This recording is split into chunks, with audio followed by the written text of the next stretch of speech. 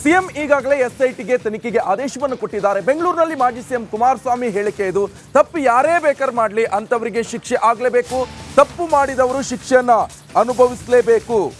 SIT ತನಿಖೆ ವರದಿ ಬರಲಿ, ವಿದೇಶಕ್ಕೆ ಹೋಗಿದ್ರೆ ಕರ್ಕೊಂಡು ಬರಲಿ ಅಂತ ಬೆಂಗಳೂರಿನಲ್ಲಿ ಮಾಜಿ ಸಿಎಂ ಕುಮಾರಸ್ವಾಮಿ ಪ್ರಜ್ವಲ್ ರೇವಣ್ಣ ಪೆಂಡ್ರೈವ್ ವಿಚಾರಕ್ಕೆ ಸಂಬಂಧಪಟ್ಟಂತೆ ರಿಯಾಕ್ಟ್ ಮಾಡಿದ್ದಾರೆ. ಬನ್ನಿ ಹಾಗಾದ್ರೆ ಕುಮಾರಸ್ವಾಮಿ ಏನು ಹೇಳಿದ್ದಾರೆ ನೀವೇ ಕೇಳಿ. ಮುಖ್ಯಮಂತ್ರಿಗಳು SITಗೆ ತನಿಖೆಗೆ ಆದೇಶ ಮಾಡಿದ್ದಾರೆ ಅಂತಕ್ಕಂಥ ಗಮನಿಸಿದ್ದೇನೆ. ನಾನಾಗಲಿ ದೇವೇಗೌಡರಾಗಲಿ ಎಂದೂ ಸಹ ಹೆಣ್ಣು ಮಕ್ಕಳ ವಿಷಯದಲ್ಲಿ ಅತ್ಯಂತ ಗೌರವಯುತವಾಗಿ ಅವರ ಕಷ್ಟಗಳಿಗೆ ಯಾರಾದರೂ ಬಂದಾಗ ಅವ್ರ ಕಷ್ಟಗಳನ್ನು ಪರಿಹರಿಸಿ ಕಳಿಸಿರ್ತಕ್ಕಂಥದ್ರಲ್ಲಿ ನಾವಂತೂ ಮಹಿಳೆಯರಿಗೆ ಅತ್ಯಂತ ಹೆಚ್ಚಿನ ಗೌರವ ಕೊಟ್ಟಿರ್ತಕ್ಕಂಥವ್ರು. ಈಗ SIT ತನಿಖೆಗೆ ಈಗ ಆಲ್ರೆಡಿ ಆದೇಶ ಮಾಡಿದ್ದಾರೆ.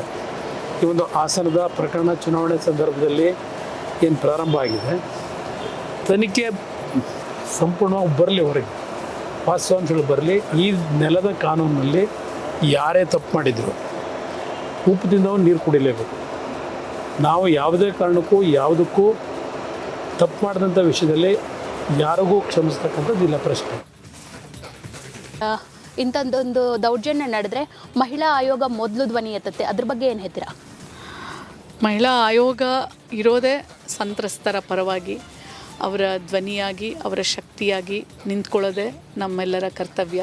ಹಾಗಾಗಿ ಈ ವಿಡಿಯೋ ಬಗ್ಗೆ ನಮ್ಮ ಮಹಿಳಾ ಆಯೋಗಕ್ಕೆ ದೂರು ಬಂದ ತಕ್ಷಣವೇ ನಾನು ಪ್ರೆಸ್ ಮೀಟ್ ಮಾಡಿ ಆ ಸೂಕ್ಷ್ಮತೆಯನ್ನು ತಿಳ್ಕೊಂಡು ನಾನು ಮುಖ್ಯಮಂತ್ರಿಗಳಿಗೆ ಮತ್ತು ಗೃಹ ಸಚಿವರಿಗೆ ಮತ್ತು ಪೊಲೀಸ್ ಮಹಾನಿರ್ದೇಶಕರಿಗೆ 3 ಜನರಿಗೂ ನಾನು ಪತ್ರ ಬರೆದೆ.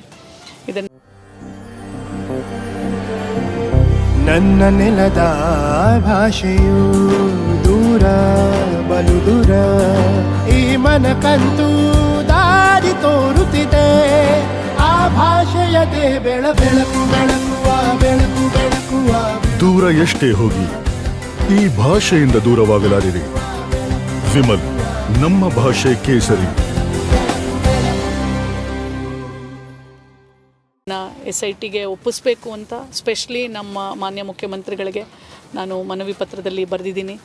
ಸೊ 3 ದಿನಗಳ ನಂತರ ನಿನ್ನೆ ಮುಖ್ಯಮಂತ್ರಿಗಳು ಅದನ್ನು SITಗೆ ಒಪ್ಪಿಸಿದ್ದಾರೆ.